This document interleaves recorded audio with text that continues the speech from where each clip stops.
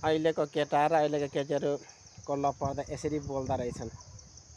सुन्नुहोस् है त कस्तो लाग्छ। लाइक सेयर कमेन्ट गरिदिनु होला।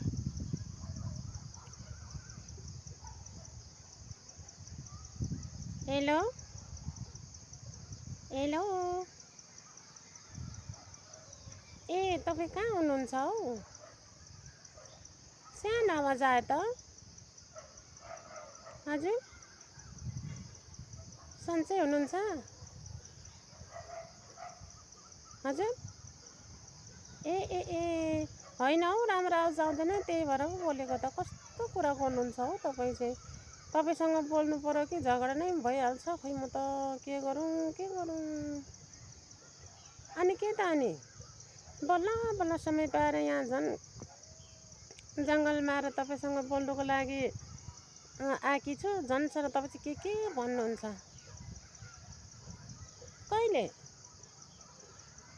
ए हो र, मैले थाहा पाइनँ होला नि त। हो थाहा पाइनँ होला। अनि के छ तपाईँको खबर? सन्चै हुनुहुन्छ? अनि अस्ति भनेको कुरा भन्दिनँ है, सबै त लाज हुँदैन कि के हौ? अनि के त अनि कहिले? ला हो र, थाहा पाउनु भएछ? नभन्नु है अरूलाई चाहिँ। मेरो बाउमाइतीले पनि थाहा पाउनुहुन्छ नि फेरि।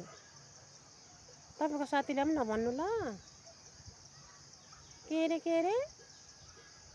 त्यस्तो गर्नु हुँदै फेरि म तपाईँसँग भेट्दिनँ नि फेरि। मैले त्यहाँ कति बाबाको खर्च पैसा झन् यहाँ चोरेर लिएर आएर तपाईँसँग एकछिन बसेकी छु। थाहा पाउनुहुन्छ त। त्यस्तो कुरा नगर्नु है। अब त्यसो गर्नु त म फोनै गर्दिनँ नि। म गर्दिनँ, होस्। तपाईँसित भेटिहाल्छु नि हौ। अनि के त अनि राखिदिन्छु। ब्यालेन्स छ भने कल गर्नु त। हालेको छुइनँ। ए मेरो माया भए पो हाल्नुहुन्छ त हौ। कतिवटा होला। अनि के त अनि ल बाई बाई। म बोल्दिनँ अब तपाईँसँग। बुझ्नुभयो? आफ्नो इच्छा पुरा भइसकेपछि त है, यस्तो छोरा मान्छेको जात। लु भयो है, म फोन राखिदिएको।